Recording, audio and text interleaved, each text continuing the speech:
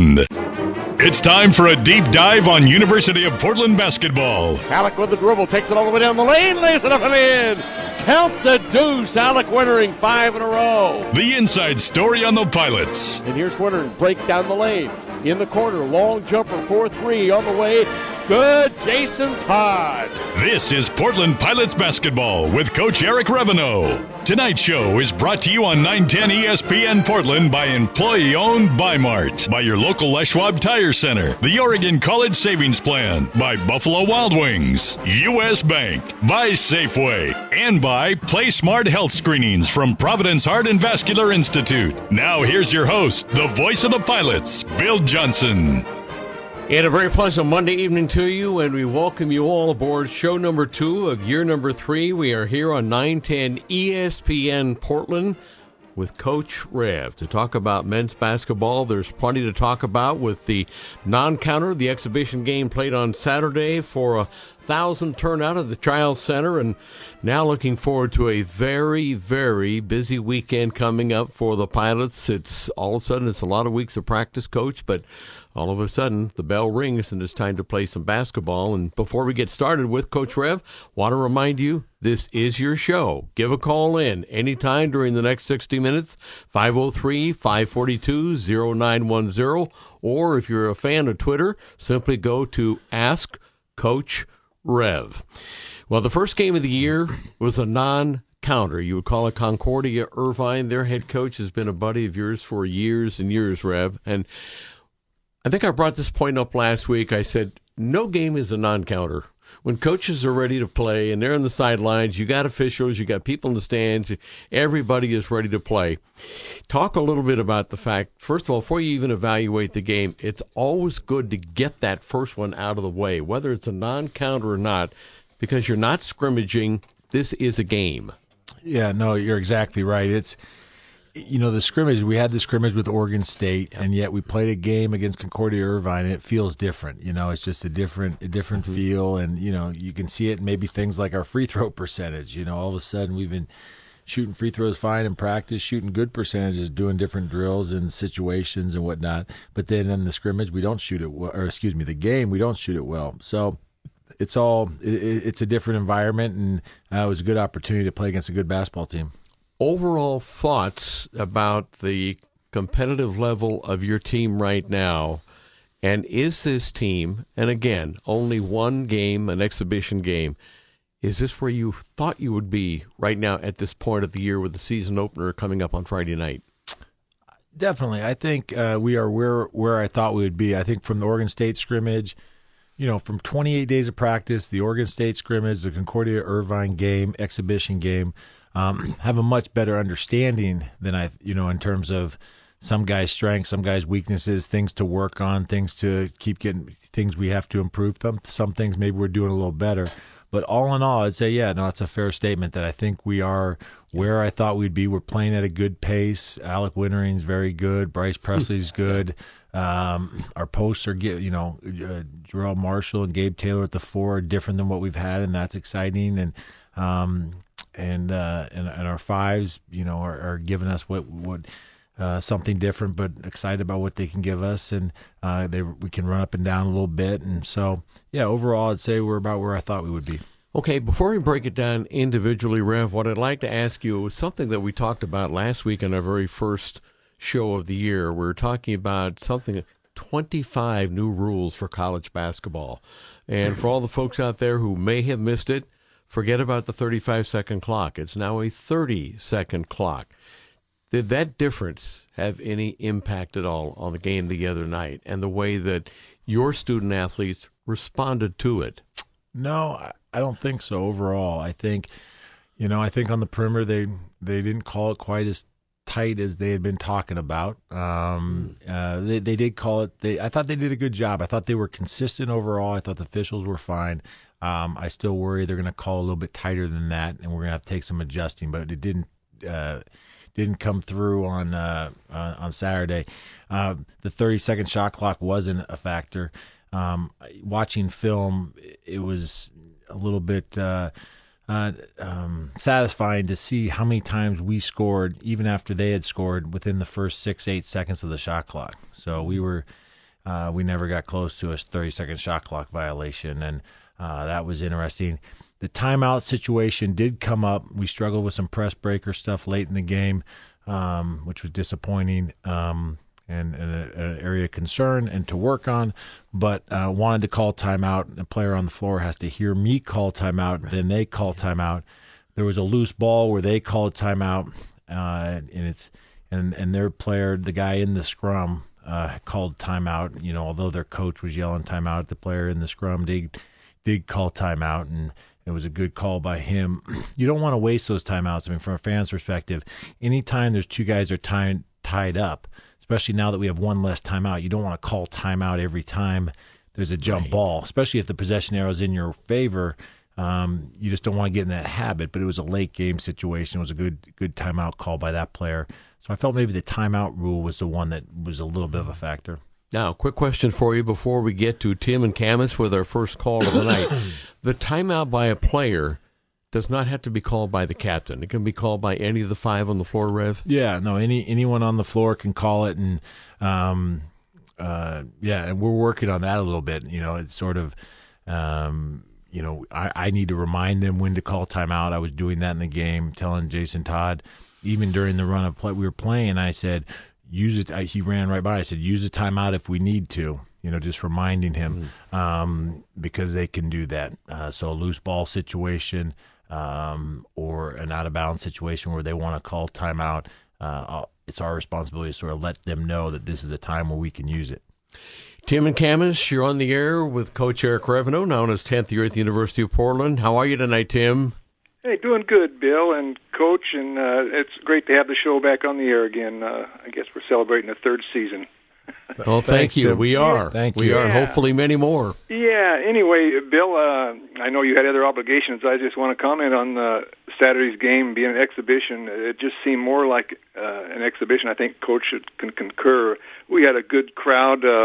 They were just into it, and the student section was pretty full. It was great to see, and you know, the price is right. So, but I'm sure, you know, if the fans, if nobody's seen the Pilot in years past, they want to come out and see this team because I think they're going to be excited, and they ran really good. And that first 5 minutes, Coach, 5, 6, 7 minutes, they looked like mid-season the team. They really performed, and that was a good ball team they were playing.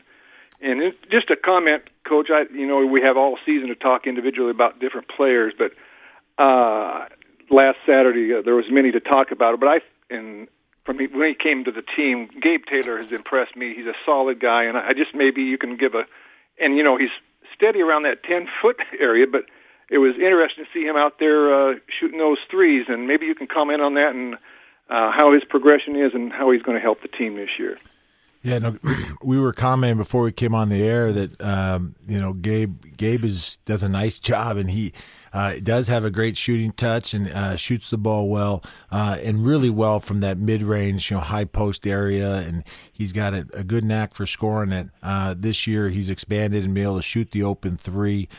He's not a guy that's going to create his own three-point shot off the dribble or anything, or he's not shooting a step back, or even now coming off the screens where he's running away from the basket and having to plant and shoot a three. He's not there yet, but the ability to shoot a three in terms of opening up the floor and spreading the floor at that four position is something we're very excited about. So he is coming along very well. And I will have to comment on the energy to start the game. I say that's a coach's dream, and yeah, the chemistry and the guys just getting after it like that. We talked about starting the game really focused on energy and it becoming a standard for us and this year, and I was really pleased with that. We got 6 defensive stops in a row, and they are a good team. They scrimmaged a Big Sky team and had a favorable result. They could compete okay in the Big Sky and the Big West, mid to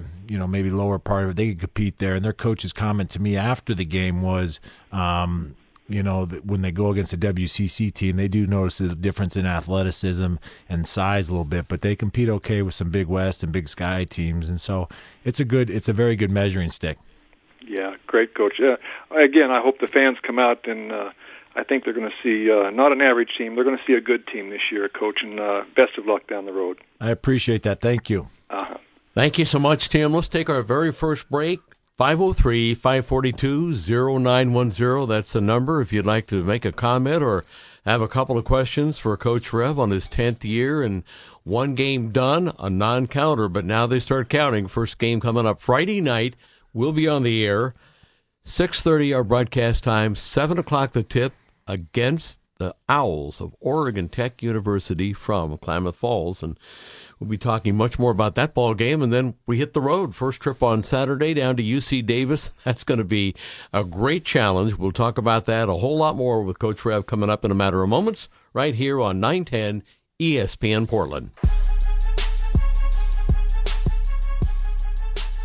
You're listening to Portland Pilots basketball with Coach Eric Reveneau on 910 ESPN Portland. Here again is Bill Johnson.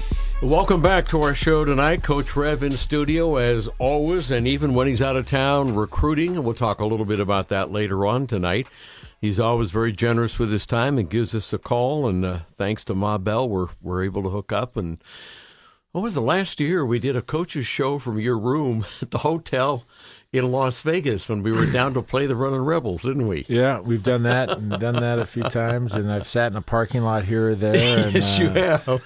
You know, I've always it feels like that shopping at home. You know, I'm always been properly dressed for the radio show.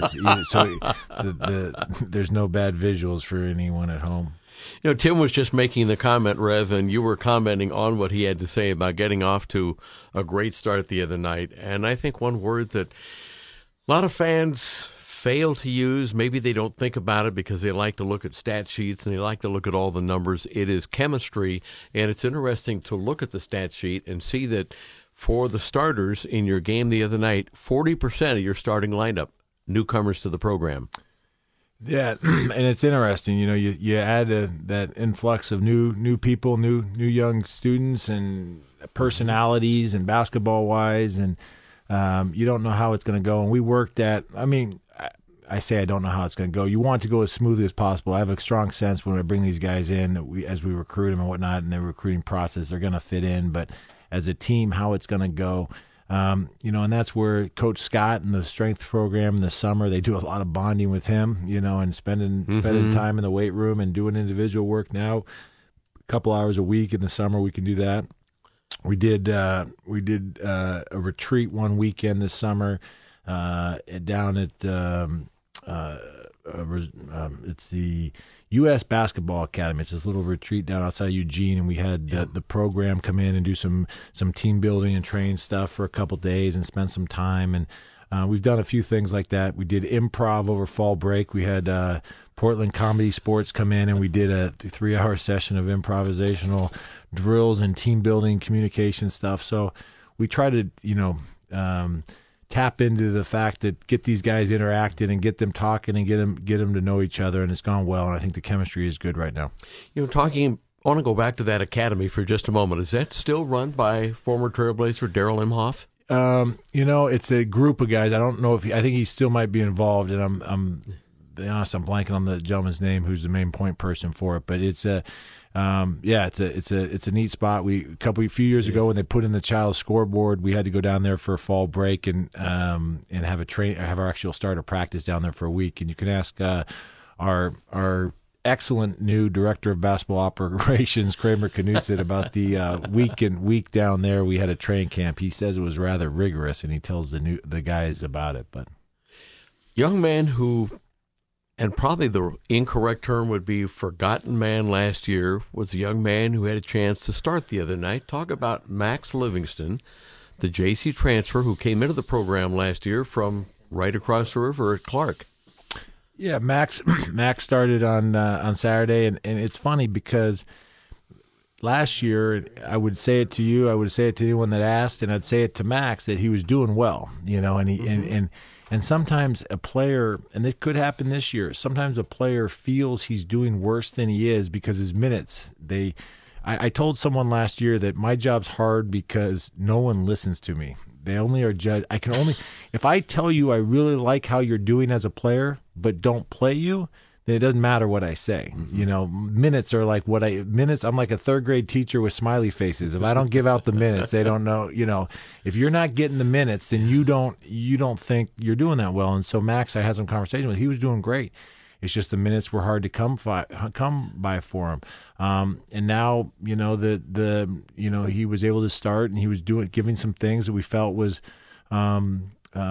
were important, and he'd been playing really well and shooting it, and so he got the start. And Jason Todd came in and did great. And I think there's DeMarcus and Rashad, and there's some guys there that still trying to sort out. And minutes are going to be interesting. Let's talk about one of the newcomers who was one of the two newcomers who started the other night, and that's Gerald Marshall, 7 out of 9 from the floor. Talk about what you hope he will bring to this program as he gets more and more playing time, hangs out with the guys, travel with the guys, goes to school, not only learns his academics, but learns how to play Division I basketball. We were talking about him today. He went to a high-level high school in New York City, went to a prep school, and then high-level Florida junior college for a couple years. He's played some high-level basketball. His high school class is seniors in college right now, and so he's got some really good experience, and he's got a good basketball feel. So he's been able to learn things very quickly, in particular sort of our defensive rules and assignments. He picks that stuff up well. Offensively, what the style and system we're playing suits him well. He can shoot the ball. He can create off the dribble. He's a very willing passer. Sometimes you see the ball gets a little sticky in certain guys' hands, and they're just kind of, I saw a quote by Pete Carroll, the old Princeton coach. He said, if you've exhausted every other option before you pass, then it's really not a pass. It doesn't count as a pass anymore, And so, so he's not one of those guys. He really does a good job of reading the defense. And I mentioned last week he had 5 assists in the Oregon State scrimmage and 1 turnover, and he can create for others. I really think he gives us a lot of what Gabe Taylor gives us. I think they're very similar. Jarrell is maybe a little bit better off the bounce and putting it down and attacking, and defensively, Gabe's can go bigger. And at the end of the game, we put Gabe at the 5 even to go with a quote-unquote smaller lineup at the post and handle some pressure things. But Jarrell is a very versatile forward for us. Well, let's go to Larry in Hood River on the Coaches Show. How are you, Larry? Hey, doing well, Bill. Thanks for taking my call. Absolutely. Thanks for calling. Hey, Coach, great game on Saturday. It was, I don't know if I've ever seen the team shoot that well in a half. I think we were 18 for 25, maybe 63% for the game. That was quite a show. Yeah, no, we really. Someone was telling me it was like we were shooting 80% or something on the scoreboard there before the last media timeout, and so we really did shoot the ball well. So there's some stats that weren't as favorable, but you didn't bring those up, so we'll talk about shooting. That's good. No, the shooting was good. And the part of that goes with the transition, and we were attacking and getting layups. We were getting layups or getting fouled. We didn't convert at the free throw line, probably half the percentage. Which hopefully is not. I don't think is a sign of anything. It's just hopefully an anomaly. But no, we shot the ball well. We also the fact that we share the ball. We were willing to pass it and move the ball, and the ball gets moving. Yeah, I tell you, boy, Alex sure looked good. Boy, he's got another gear that I don't think I even saw last year. I just hope he keeps he takes a beating. I hope he stays in one piece by the end of the year. Yeah, no, that's what my wife said. My wife Amanda. So, and as I've always said, she's a very smart basketball mind. So I've given you credit as well. She said that about Alex. She goes, he's on the ground all the time, and he was on the ground a lot, and he. And some of that's not great basketball. When he gets in there and gets himself a little bit extended and a little bit out of control against bigger teams, more athletic teams, being able to stop and make a play from there, and he can do that as well. So that is something. I mean, it's a good observation in terms of the pounding. They were trying really, really hard to pressure us. They felt like they really wanted to pressure us, and we made the choice. I decided. Talking to the assistant coaches, we decided we weren't going to change what we were doing, and we had our fives take it out. So it was Ray to start with, then Phil, and then Colin Russell. They were taking it out like every made basket, and we were trying to run right at them. And so the other three guys took off and ran down the floor, and it was up to Al and the five-man to figure it out. And Al had two guys on him, and he'd get open. And he loves that. I said, Al, do you want us to bring someone back to screen for you? Do you want us to give you a pressure release? He said, no. I said, can you get open? I said, you've got your five-man throwing it to you, so you have to get pretty open. And so I said, you can get open. He wanted to get open and go, and that's what we were doing. And that was intriguing to see us do that against a team that really prides himself on their pressure. Yeah, no, it was a great game, and I think there's a lot of things to like. So I'm real excited for Friday's kickoff. Yeah, so am I. And a lot of stuff to work on. I appreciate it. I think the reason we play Concordia Irvine because it's a good benchmark of where we are. I talked to the coach at UC Irvine, friend of mine, Russell Turner. We spent some time on staff together at Stanford. He said, "Boy, you sure schedule tough. You're crazy playing them." And then I talked to and Coach Kenny Ammon. I gave him the tape, and I give him the tape of the game, and I said, I prefer, please, again, don't share this with anybody. I don't need this to be out for all the scouting and stuff. He said, Rev, you're the only Division I friend we have. No other Division I's will play us. They all want to scrimmage them. They've had 4 Division I scrimmages this year, but we're the only ones that play them. And I've promised him we'll keep playing him until he beats us, and then I'll reconsider. But I told him that, and I talked to him on Sunday because we review the film and we talk about each other's teams. And he goes, "I really wanted to get you this time. Or I always want to get you one of these times." But and then he went on with his statement. But he really wants to win. But it's a good situation. And when they came back from us being up 19, they came back and tied it. I had to take deep breaths and go, this is good for us. This is good for us. Remind myself, this is good for us. This is good for us. So, and I think it really is, but even I need the reminder. Well, hey, it's good chatting with you guys, and Bill, we'll look forward to catching you on the radio. All right, thank you so much for the call, Larry. Thank you very much. We invite all of our listeners, pick up the phone, give a call in after we take a break. We'll step aside for just a moment, 503-542-0910, or ask Coach Rev on 910 ESPN Portland.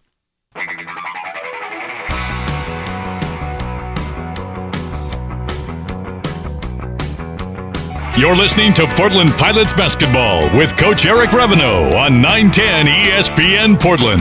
Here's your host, Bill Johnson.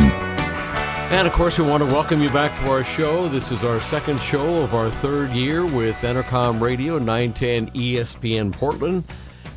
Basketball coming up this weekend, back-to-back games, one at home, one on the road. Friday night, Danny Miles coming into town, legendary head basketball coach at Oregon Tech University in Klamath Falls, 3 national championships, outstanding coach, and this will be his very final year, 45 years on the job as the head coach in Klamath Falls. Before we talk about that and get back and talk about the game just the other night and have Rev take a look at some of the individual players, want to remind you that University of Portland men's basketball season tickets, they are on sale now, and they start at only $126, and that, by the way, is for 18 games at the Child Center. Individual game tickets start at $10 for adults, $5 for the kids, and you can get your tickets now through all the Ticketmaster outlets or by calling the Pilot Box office 503-943-7525. That's 943-7525. And don't forget, for package and group discount offers, be sure and visit PortlandPilots.com. 542-0910, that's the phone number to talk to Coach Rev or ask Coach Rev if you're a fan of Twitter. Let's go back and look at some of the individual players. Bryce Presley back for his final year. In fact, Bryce and Max, you're only 2 seniors. Last year we had a half a dozen. This year, only 2. Yeah, no, they've been providing great leadership. They both had good games on Saturday. It's nice to see seniors doing well. Bryce is one of those guys that I think opposing teams, or not maybe teams, but opposing fans will be, is he still there? Because when you play so much early as a freshman and sophomore that people sort of think, okay, they don't know what year you are, and you just kind of, next thing you know, they think, gosh, he's still there, and he's doing really well as is Alec Winter and as a junior, and so they're providing the core of our upperclassmen leadership. Interesting, just a week or so ago, I was out for scrimmage, and I had a chance to visit for just a moment with Bryce Presley, and I looked at him and I said, okay, are you all ready for year number 4, your final go-around with the purple? And he looked back at me, and it wasn't so much what he had to say, Rev. He said, I'm ready. It was the look in his eye that told me he was ready, and it's a look that I had not seen in the last 3 years for Bryce. Even with that great tournament that he had down in Vegas a couple of years ago, he was named the most valuable player. We were playing in some horse arena, remember? But when I saw him, he just said, I'm ready. Let's go. Yeah, he's it's interesting when a player's personality, off-court personality, kind of mirrors their on-court personality. And Bryce is a nice guy that just kind of goes with the flow a little bit. And basketball-wise, he's done the same. And he's, you want a player to, recognize the opportunity, the chance to compete, and the opportunity to impose your will on the game, and take control of things, not just go with the flow so much. And we've worked with him on that, in terms of being aggressive basketball wise and offensively, trying to score the ball or trying to create for others, and just being aggressive instead of sitting back all the time and letting the game come to him. And he has embraced that, and he embraced it intellectually right away, but just sort of changing it so that it happens and works in his favor. It's taken a little time, but I think he's there now and he gets it. And he's a little more aggressive, and he shoots the ball well, and he can score inside and he'll rebound some. He's really versatile for us, and a good defender. And even defensively, telling him he's in the right spot. Go ahead and make a steal. Go ahead and make aggressive plays, and he's been doing that more. What do you see, Coach, in Jason Todd that you didn't see last year? Talk about his point of maturation, not only as a young man, but as a basketball player in your program. He's tough and he competes, and that's a given, and that necessarily hasn't changed. He's a good athlete and has worked and is in terms of looking at our testing, in terms of our agility drills and all the things. He's one of the he does well on those tests. He's a good athlete.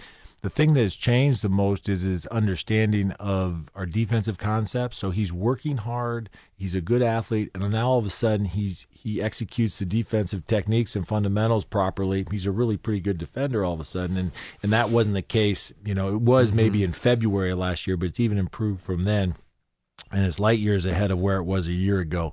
And so that's the biggest thing. He's gotten himself stronger with Coach Scott's strength program. He's got himself stronger and more prepared for the rigors of Division I basketball, and that's going to help him as well. Philip Hartwich, 17 minutes of playing time, probably more than any one game a year ago, the freshman from Germany last year. Yeah, people were a little bit surprised, talking around the office, how he was flying around and blocking shots and making plays. And Philip right now is actually doing pretty well. He's just got to – and this was our rebounding numbers. It showed in our rebounding numbers. We have our big guys were away from the basket, and sometimes you got to not worrying about blocking their guy out or whatever. Just go get the ball, and he needs to do that a little bit more, but he's playing nicely for us. We have Ed and Camas on the line. Ed, if you'll hold on for just a moment, we'll take a break. We'll pay a couple of bills, and we'll come back and have a visit with you and Coach Rev right here on the Coaches Show in just a moment on 910 ESPN Portland. You're listening to Portland Pilots Basketball with Coach Eric Reveneau on 910 ESPN Portland. Here again is Bill Johnson.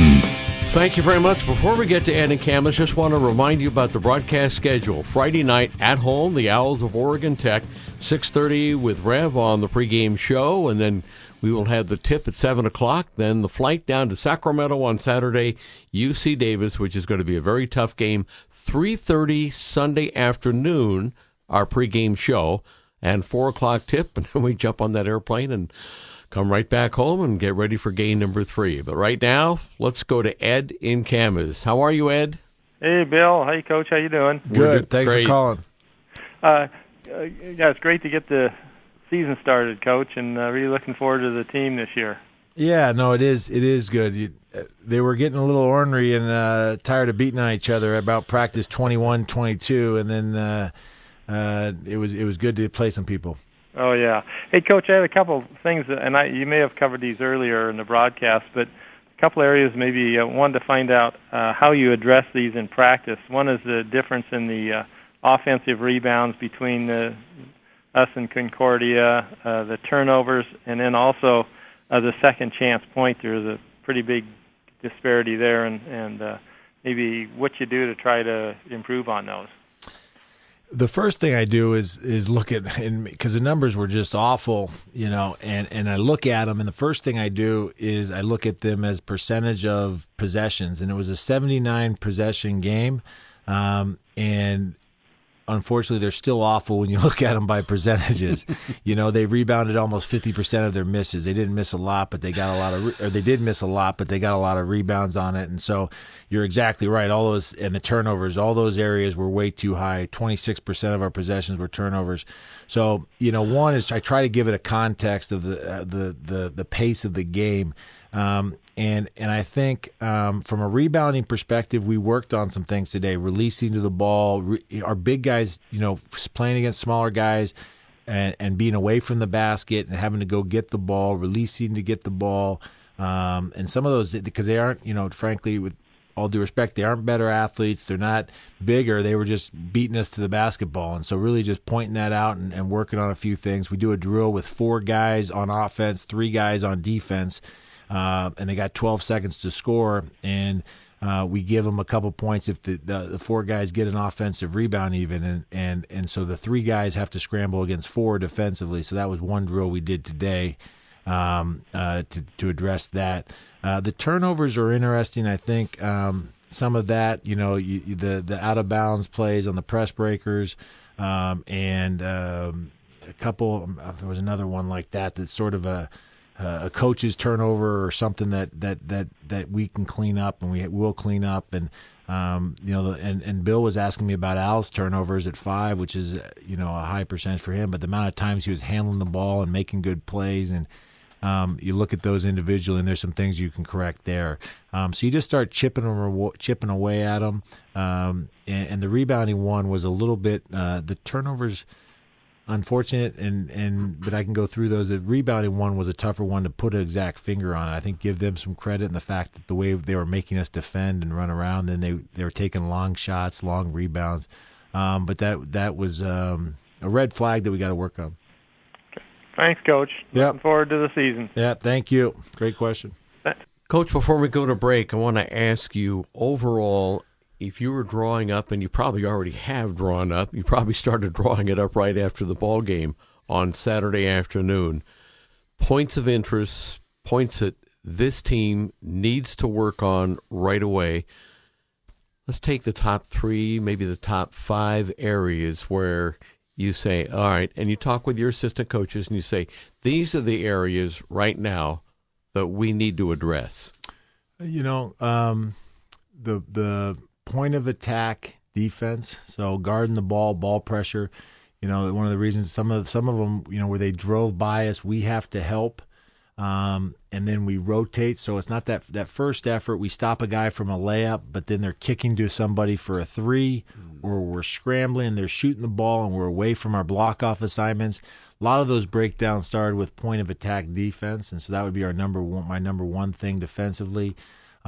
Secondly, I think the rebounding thing was something that definitely came away Saturday, and that moved up the list, frankly. We rebounded well against Oregon State. We out-rebounded them, and I think we did. The scrimmage, don't look into the stats too much because we did a bunch of different things, but I felt like we rebounded well against Oregon State, and they were missing some guys, but still I felt like we rebounded well. So that moved up the list in terms of priorities. Offensively, we were when we weren't breaking in transition, we didn't flow to our early offense very well, and we didn't execute some of the sets very well. But that's to be expected a little bit, so that was on the list. The best thing we did was push in transition, and I think that was really good. And we did shoot the ball, and we shared the ball.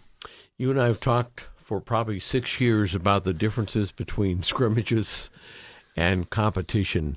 For any of the newcomers the other afternoon, any surprises that you took a look at after the ball game and thought, "Oh, that was something very, very special"? We talked about, I don't know if it was on the air or off the air, about Gabe Taylor having something that he seems to perform well in games. I've just learned that about him, that when the lights are on, he tends to do a little better, which is nice. I don't think there was anyone that had a negative. You look at Jazz and Rashad and some of the freshmen, Colin Russell. Rashad and Colin. I asked Rashad, he pretty much body blocked this guy trying to make a cut. And it would have been, it's a foul in the NFL, I think, pass interference, and they, and he was trying to do something we had talked about, but he was just so amped up and trying to do the right thing, and he just fouled someone. Colin Russell, similar thing on a foul, and just trying to get settled down. And I think to get that game under their belt, you talk about the difference between game and a scrimmage, and just them getting settled in. Jazz Johnson, did some good things, but didn't get enough opportunity to settle down a little bit. And hopefully in these games coming up that we can get those guys some opportunity to continue to work through some of that. Before we go to break, I want to ask you quickly about Jazz. You only had 5 minutes of playing time. And let me ask you, have you addressed already, or are you just going to see how the season progresses in the non-conference schedule and see how he gets along? Because obviously from Lake Oswego, he's a hometown kid. He's going to want to really impress. His family's going to be there for every single home game. High school buddies are going to be there. And sometimes kids get, especially the freshmen, they get so absolutely amped up. It's like, whoa, get that fishing line and reel them in a little bit. Have you discussed that at all with him, or is this kind of a wait-and-see attitude with Jazz? I think they're learning that on there's a lot of different opportunities to learn that as a freshman. Every freshman sort of daydreams about big, grand things, and I don't think Jazz is any different in that regard. And Jazz is a very, very diligent young man, very diligent student. I checked on study hall on Sunday, and I walked in the library. And the new library is Clark Library. If you're an alum, you need to check it out. It's pretty nice. It's the happening place on a Sunday afternoon. I didn't know that until yesterday. But I looked over Jazz's shoulder. I said, "What are you working on?" He opened his ChemLab notebook, and I'm telling the numbers and stuff, his neatly written notes, organized numbers. I mean, he was cranking out some stuff, and he had a scientific calculator there that that his HP scientific calculator that I couldn't even understand half the numbers on the thing, the notations and stuff. And so, but he's a very diligent, focused kid, and he's just got to, for someone like that, and for all the freshmen, you need to just relax and focus on the process. Yeah. Don't worry about results. And we've talked about that. It's not about, no one's got, it's all subconscious. You just need to, the results will come if you focus on the process, focus on working hard every day, focus on being a good teammate, trying to get better. Tough thing about the new thing for a lot of these guys is the minutes coming a little more sporadic. Mm-hmm. You can't, you feel pressure, like you're saying, to perform right away. Just relax and try to play. National Letter of Intent signing period this week. We'll talk about that. We'll take another break. We'll come back and talk with you about that, Rev. Want to remind you, 542-0910. That's the number to call in and visit with Coach Rev. Comment about how the ball game went the other day, expectations for the coming year. A couple of games coming up this weekend, at home on Friday night to take on the Owls of Oregon Tech. In detail, we'll talk about Danny Miles and company coming up from Klamath Falls, and then we hit the road to take on UC Davis A lot of folks may not realize this may not be Kentucky that we're talking about. Well, we're talking about a very, very good basketball team, 25-7 last year. And this will be a huge challenge for the Pilots to kick off their season in non-conference play. That and a whole lot more coming up in just a matter of moments right here on 910 ESPN Portland.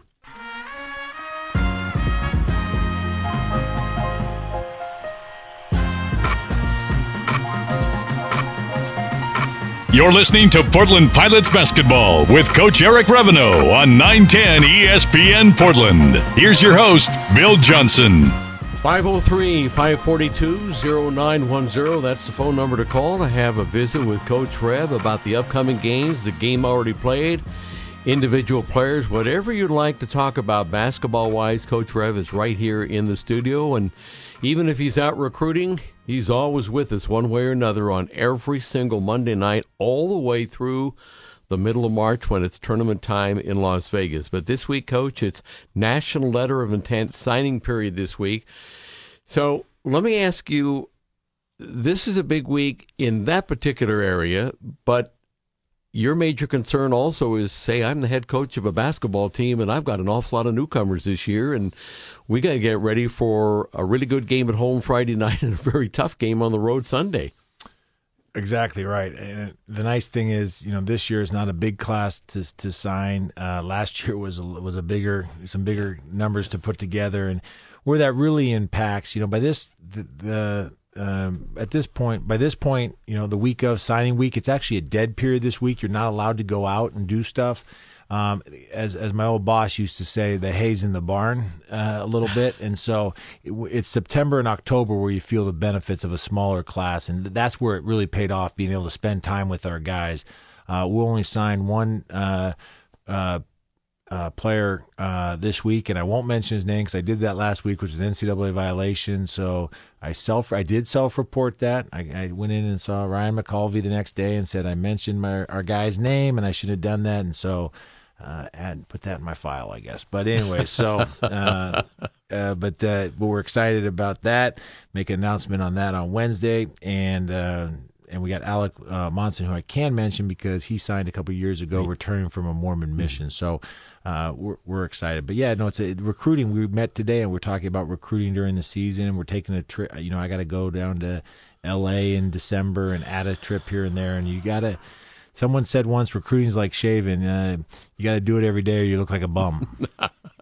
So, outside of basketball for just a moment, the Pilot volleyball team hosting number 12 Brigham Young Thursday evening at 7 o'clock, Child Center, and number 23 rated University of San Diego Toreros Saturday, high noon for the Toreros coming in. And the volleyball team coming off a great weekend, the program's first ever win over the Ways of Pepperdine, and that match was in Malibu on Saturday. Head coach Brent Crouch continue to build on an impressive 20-15 season. Also now, the women's basketball team will open up its regular season against the Bearcats of Willamette University from Salem, Division III school out of the Northwest Conference. That game Saturday, 5 o'clock at the Child Center.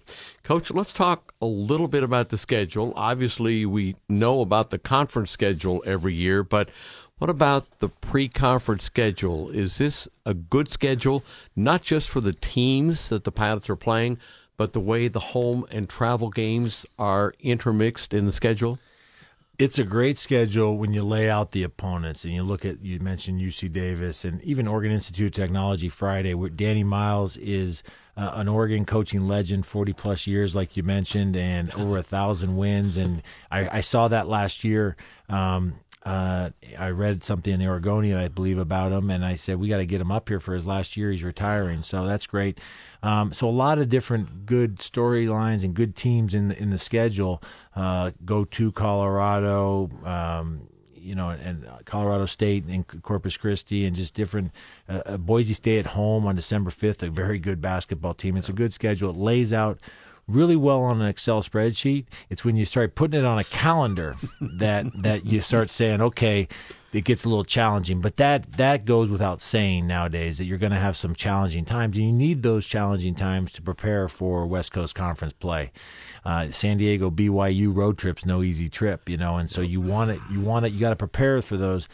We have a tough, we've got this week is a normal week, really 2 games. The following week's a normal week. But once we hit Friday at Colorado, we've got, I believe it's like 5 games in 9 days, and it's a real quick term. But it comes at a good time for us. It comes over the holiday break of Thanksgiving. Father Jerry Ollinger, our team chaplain, will come along with us for Thanksgiving and bless a wonderful Thanksgiving meal in Corpus Christi, and the schedule will work out well. Okay, let's get a quick question in before our final break from Brandon, Twitter. How close do you follow future opponents during the season for scouting purposes? Example, the day before, the Colorado Buffaloes in Boulder.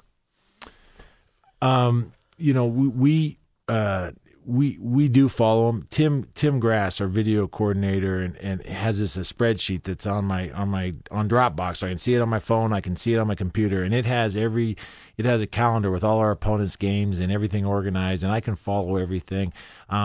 This time of year, I'm focused on ourselves, and I don't really look that much ahead. The assistant coaches will watch game film and whatnot. I'll try to check. I was looking poking around on UC Davis yesterday and trying to track what they're doing, and even Colorado. You start looking ahead, but you do what you can. The assistant coaches really do their homework on those things, but it's all laid out for me. If I just open this file, I can see who's playing whom, where, and go from there. Got to remind you that men's basketball season tickets, they are on sale now. They're starting at only $126 for 18 home games. The very first game coming up Friday night, Danny Miles and the Owls of Oregon Tech. Individual game tickets start at $10 for adults, $5 for the kids, and you can get your tickets now through all the Ticketmaster outlets in the greater Portland area or simply by calling the Pilot box office. The phone number, pretty easy one to remember, 943-7525. That's 943-7525. And then for package and group discount offers, be sure and go online and visit portlandpilots.com. We'll be back in just a moment. Our final segment on the Coaches Show on 910 ESPN Portland. You're listening to Portland Pilots Basketball with Coach Eric Reveneau on 910 ESPN Portland. Here again is Bill Johnson. 2 games on the schedule this weekend to open up the season officially after the exhibition win just the other afternoon, Saturday afternoon. Danny Miles and Oregon Tech coming into town. The Owls are not a Division I program. I have to ask you, Rev, 45 years, one man, one school, several national championships. Do you see yourself coaching for 45 years? I'd love to. It's an inspiration to us all. I mean, he's just a legend, like I said, down there in the state of Oregon. And to be at the same institution, I feel very blessed to have been at University of Portland 10 years and love to be here 10 more. And it's just the continuity, and you feel like it's home for both you and your family. I look forward to meeting him and saying congratulations, and then and going up against his Owls. Let's talk about the UC Davis ball game coming up, an afternoon game on Sunday, which is really nice because we can get to the Sacramento airport and fly home that evening and be ready to start the brand new week. We're talking about the Aggies. 7 lettermen coming back from last year. Jim Less's son, Hershey Hawkins' son, played there a year ago. They're gone. They're graduated. They were the number 1 percentage-wise three-point shooting team in the entire country last year, 25-7. And for the Pilots, with a bunch of newcomers, it's on the road. Big challenge. Big challenge. I think they're a very nice team, good team, and it's going to be early. And it's interesting this time of year, again, we won't know as much as we would like to know about them. Hopefully they don't know as much they would like to know about us, and we really just got to stick to our rules and compete and really try to play well and focus on us, which is good this year, as coaches tend to maybe start focusing on the opponent too much. When you take a look at that basketball team, excellent coach, and maybe not a name known to a lot of fans around the country, but Jim Les he would be, I think, in the upper echelon of coaches around the country. Again, UC Davis, not a well-known name school, but a terrific program. They've really risen in that conference lately. The Big West tends to be a little bit open in terms of Santa Barbara, Irvine, who can get to the top there, and he's done a great job there taking over. And it's a neat campus there outside of Sacramento, and we look forward to going down there and seeing how they're doing this year. So coming up Friday night, that'll be the official season opener, the Owls of Oregon Tech, 6:30 our broadcast time right here on 910 ESPN Portland. 7 o'clock will be the tip at the Child Center. Come on out and join us. It's going to be a fun year. Sunday afternoon, 3:30 our broadcast time from UC Davis. 4 o'clock the tip, and then we're back home and ready for some more action. Our executive producer for the Coach's Show every Monday night is Jason Bro. Our in-studio producer, Jose Navarez, and our board op is Mr. Jesse Osmond. I'm Bill Johnson. Thanks so much for joining us. We'll be right back here Sunday evening after a very busy weekend. Come on out Friday night. Ought to be a dandy at the Child Center. Have a good evening. Thank you. This has been Portland Pilots Basketball with Coach Eric Reveneau. Tonight's show was brought to you by employee-owned by Mart, by your local Les Schwab Tire Center, the Oregon College Savings Plan, by Buffalo Wild Wings, U.S. Bank, by Safeway, and by PlaySmart Health Screenings from Providence Heart and Vascular Institute. Join us for University of Portland basketball all season long on the home of the Pilots, 910 ESPN Portland. Blend.